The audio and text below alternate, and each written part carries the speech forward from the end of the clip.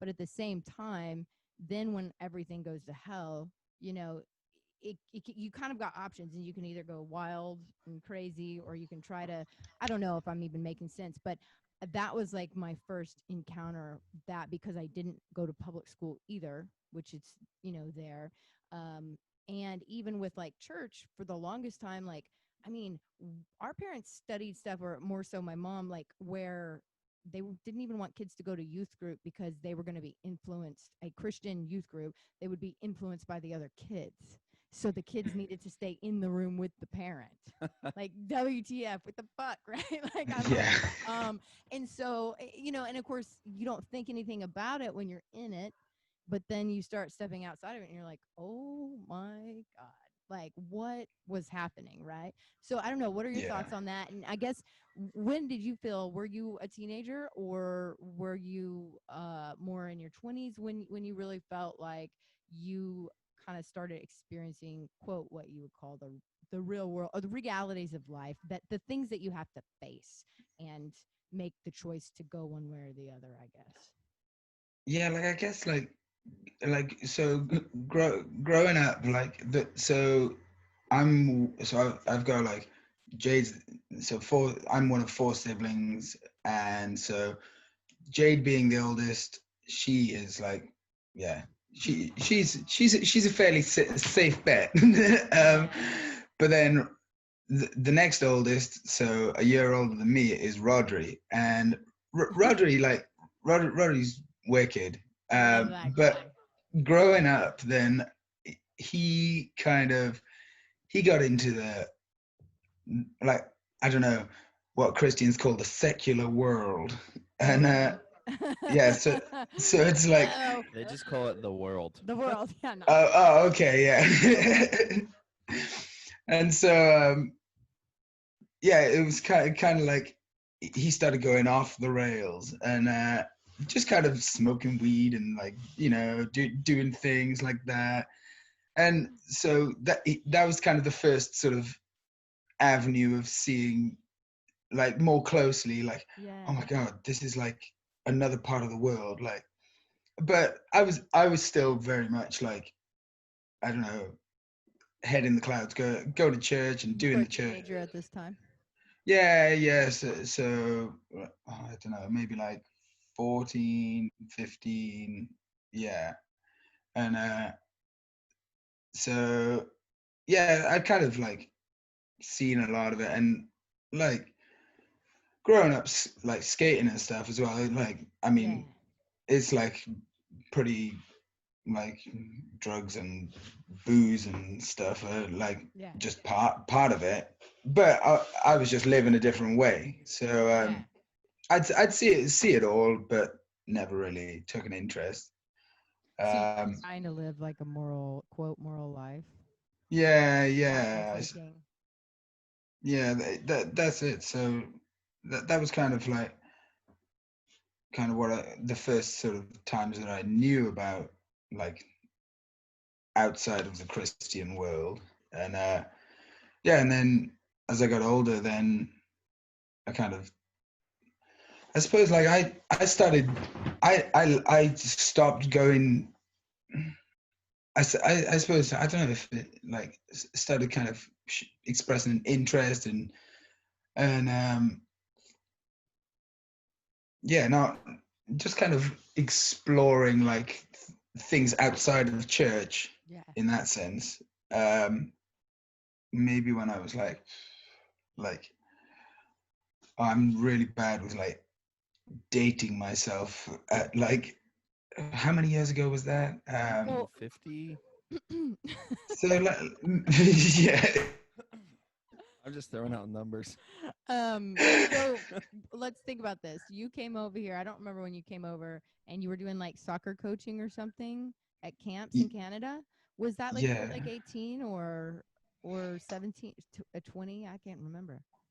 Yeah, But I think at that was that like, point, were you still kind of, you were skating and stuff, but you hadn't really like, you know, dove in to all the other more exploration, or yeah, so I think it was about when I was 20, and then Okay. that was the last trip. So after I finished my coaching contract, then I came to stay with your folks, Right. That's right. and I think that was like the last, maybe the last trip that I had. Yeah. Which, geez, that was like, Dude, aren't you're over 30 now, right? yeah, Not like, trying to date you. Like that's a long, I didn't realize it was that far ago, like that long ago. It's a long yeah. So time. it was probably like 2009 or something like that. Jude was a baby, I think. Yeah, because he would have been about 2. Yeah, Yeah. yeah. Because there's But that whole like wreck we haven't talked about. We'll have to talk about that was what? it. The wreck because I was pregnant with Jude. Yeah. Oh, But I oh, think true. I can't remember how old you were, but teenager, whatever. But Mm.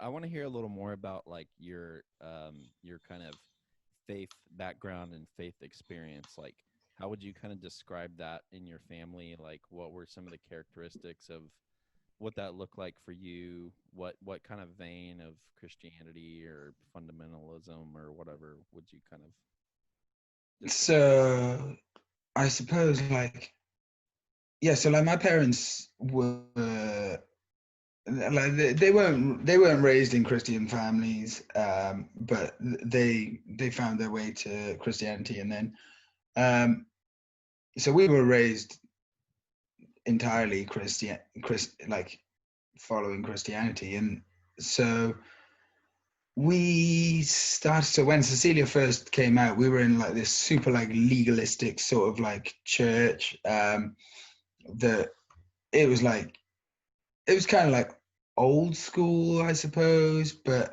it kind of, what would they call it? what denomination was it? Oh, I mean, because I mean, it Oh, wasn't Catholic or something. It was. no, it was like, I guess Oh, so. Assembly. Was it Assembly of God or no? No, it Okay. was like charismatic, sort of like Okay. spirit filled. So I don't know what, I forget what like all the denominations are. It's like a Yeah. test now. Mm. Yeah. But yeah, so then like it was kind of like, So you could like dance at church and stuff. yeah, oh yeah. And Man, speaking in tongues. yeah, that all that all the ticking of all the boxes. Yeah. um yeah, so that was Was kind of that where you like went the most? what churches like that. Yeah, was that or that specific church or churches like that? Was that kind of like the main vein that y'all were in? Yeah. And then in 2000 we moved to a different city, and then we joined a different church, and they were super like, I mean, it sounded like a freaking rock band playing up the front, like it. So it was pretty jumping. Yeah. It was fun. It was Yeah. cool. It was yeah, and again, like it was very much like it wasn't traditional Yeah. in the sense of church, and they had kind of like um I suppose from a church point of view, forward thinking like ideas and forward thinking mindset that was kind of like largely based in community Mm. and like reaching like evangelism and sort of the wider world. Okay. Um, yeah, and so went there for quite a while. My parents still go to that church now. Oh, okay. Um, Well, then I've but been there because I went with your mom last time I was in Wales. yeah, so yeah, that's like they're still going to that church, and that's cool. Mm. I think I've I've actually been to that one too, because Oh. when I came to visit, I went with Kier to like some kind of a small group thing or something, oh and yeah. it was kind of a weird experience for me because I had like I kind of struggled with that whole vibe for a long time because I was around that a lot growing up, and like I always I don't know. Either it wasn't like my personality or I wasn't like into it enough or something, but I always just felt so nervous and uncomfortable around that kind of stuff, like all the spiritual gifts and everything. Yeah. I always just felt like I think I need to leave, but I couldn't. Like, this is my life. um, Yeah. and so when I came to visit y'all at the end of my study abroad trip, that whole time that I was in Italy, I was honestly kind of struggling with depression a lot, and it was like it was kind of wrapped up in faith stuff too. Like I think just starting to figure myself out, Mm. and I wasn't really in a place of wanting to go to church. Like, even though there was some people on that trip that we had like kind of Bible studies and stuff, and I would go because I felt like I would feel bad or ashamed of myself if I didn't go. But Yeah. so that's kind of where I was at. But then I remember when I came to visit y'all, I went with Kier to this thing, and like the first thing that happens when we get there, like we're all like circled up, and like the guy who's like leading the group, he's like, they're all really nice people, right? And he's like, hope you don't mind hearing people speak in tongues, because you're going to be hearing a lot of that tonight. And then and they pretty much just like ramped straight into it. And I Oh my know, I mean, God. I know how all that goes. Like, Right. it wasn't like I didn't know what was going to happen, but it was just kind of interesting to come from this like study abroad trip where like I was struggling, and like honestly a lot of people were partying constantly, and you know, that Yeah. whole vibe, to Joe's this trying to be thing. good. Yeah, I was dabbling for sure, but so that was my gut punch in that church. But ultimately, like, Yeah. I did go the next Sunday, and I kind of felt like there was a lot of like really genuine cool people there. But you know, I know Yeah. a That's little bit about where you're a little bit about that, you know, as far as where you come from, I guess. yeah, because that's like the thing with, like when you were saying about the like spiritual gifts and things. I've always thought there's so much like pressure to, so like it's funny that Cecilia remembers that like as her first memory of like, so, or one of the first like Mhm. instances of like being together with me.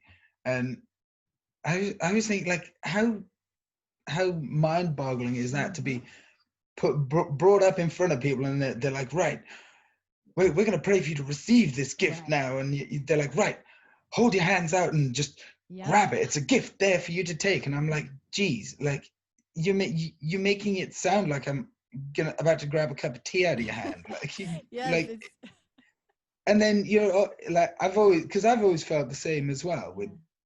things like that. I'm like, oh, I mean, I can fake it if you want. Am I doing Yeah. it right? I Yeah. sound like that guy. So, and then Yep. you start left there like wondering, like I don't know.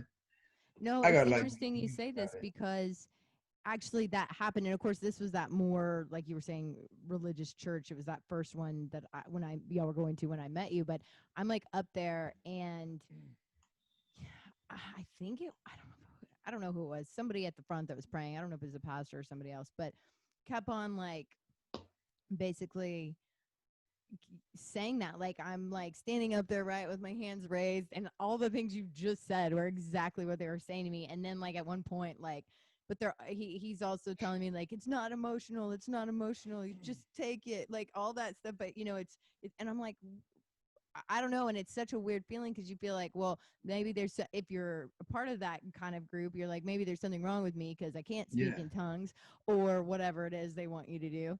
And then the other side of you is like wanting to have, for me, you know, you want to have this like touch, right? There is a creator, and that creator is real, right? You want to have that like holy or whatever yeah, experience.